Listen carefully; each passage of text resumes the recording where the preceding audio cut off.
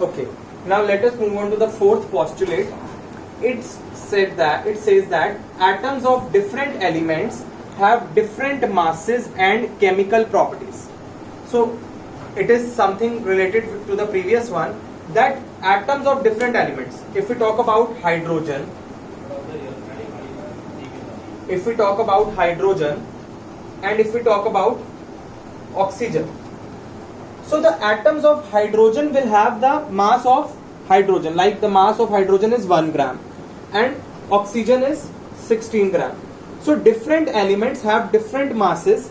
Atoms of different elements have different masses and different chemical properties.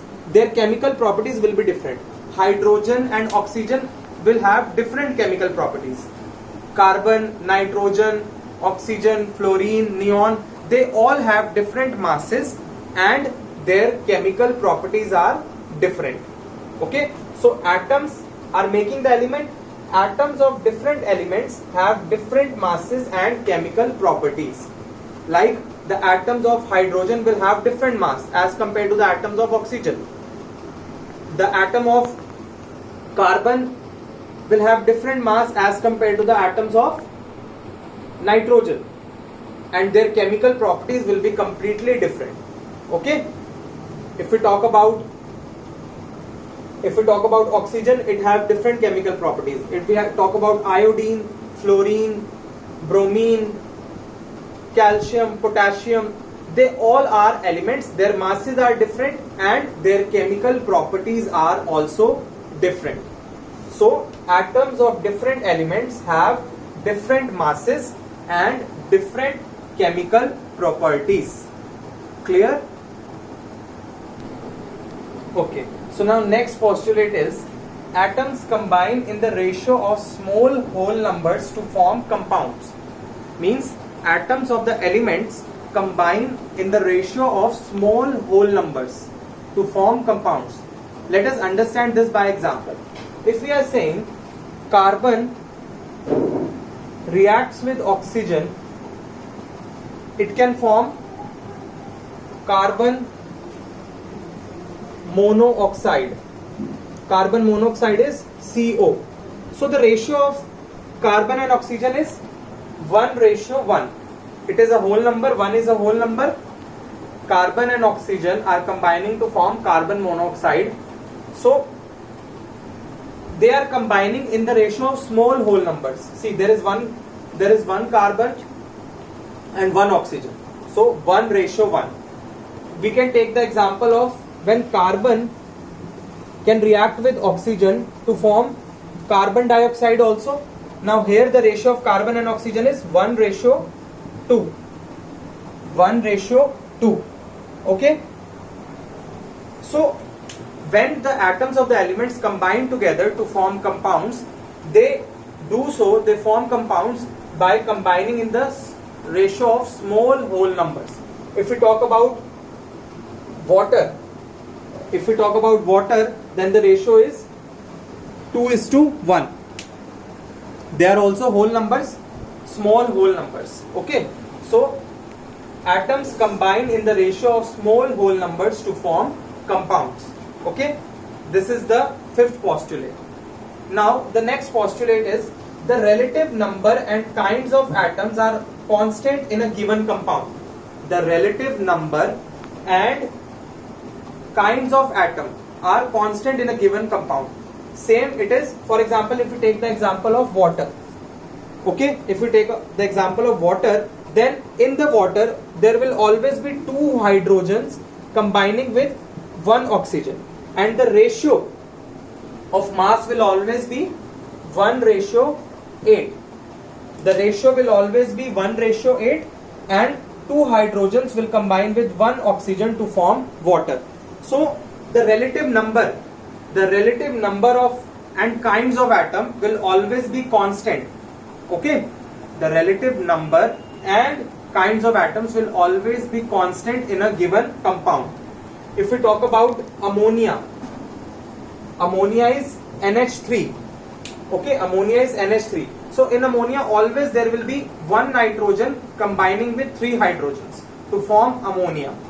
Okay, so the relative number of and kinds of atoms will be constant, will be same, fixed in a given compound. Otherwise, if this is water, okay, you take water from any source like river water, lake water, or any other source, water will always be H2O, two hydrogens combining with one oxygen.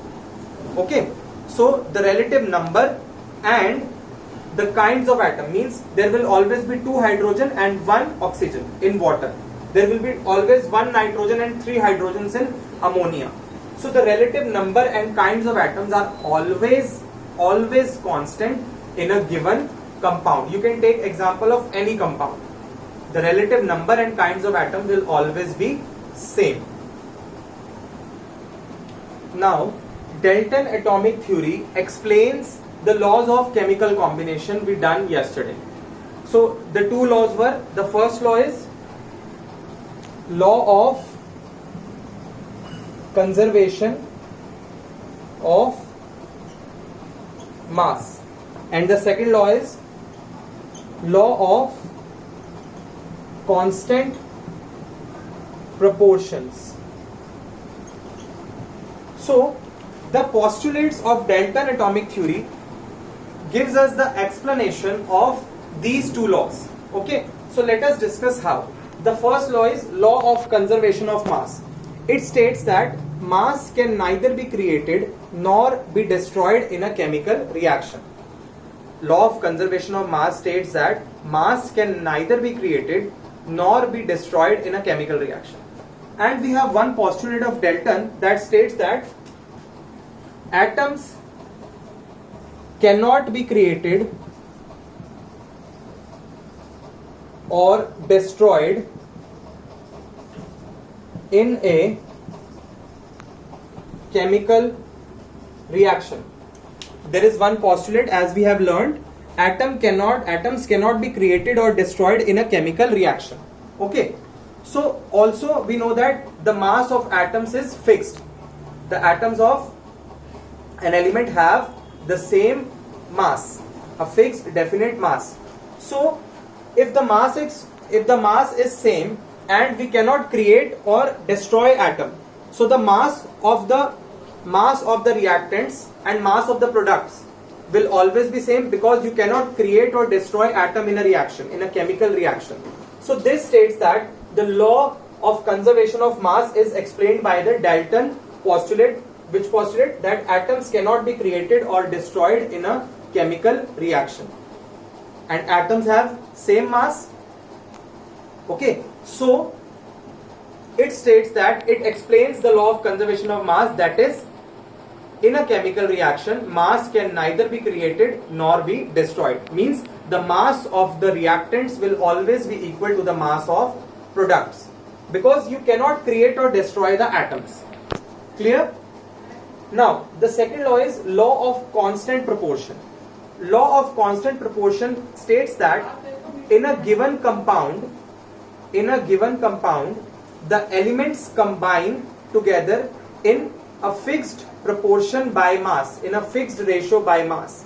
Okay, so we have learned a Dalton postulate, that is the relative number and kinds of atoms is same or constant in a given compound. This is the last postulate of Dalton atomic theory. The relative number and kinds of atoms is same or constant in a given compound. Like we have taken the example of water. In water, there will always be two hydrogens combining with one oxygen, and the ratio of mass will be 1:8. And the ratio of mass will be 1:8. Mass of hydrogen is 2. Mass of hydrogen is 1, and 1 into 2 will be 2. And mass of oxygen is 16. 2 ones are 2, 2 eights are 16. So the ratio comes out to be 1:8. So you take water from any source, it will always be in the ratio of 1:8. And it is what? Law of conservation of law of constant proportion. So Dalton's postulate, which is relative number and kinds of atoms is constant in a given compound, explains the law of constant or definite proportions. Okay, so the postulates of Dalton atomic theory explains the laws of chemical combination. Clear?